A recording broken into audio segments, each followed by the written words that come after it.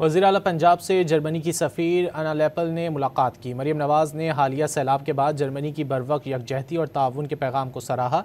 कहा कि पाकिस्तान और जर्मनी के देरीना ताल्लुकात को सूबाई सतह पर मज़ीद वुसअत के मौक़े मौजूद हैं।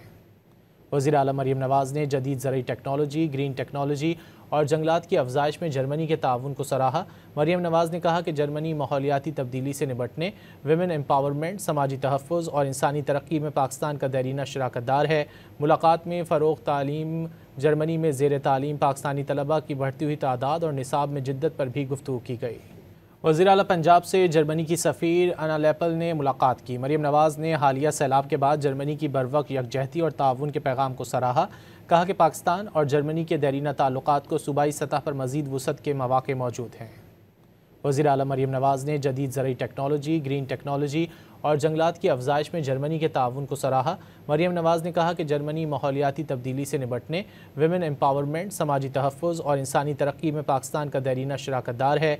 मुलाकात में फ़रोग़ तालीम, जर्मनी में ज़ेर तालीम पाकिस्तानी तलबा की बढ़ती हुई तादाद और निसाब में जिद्दत पर भी गुफ्तगू की गई।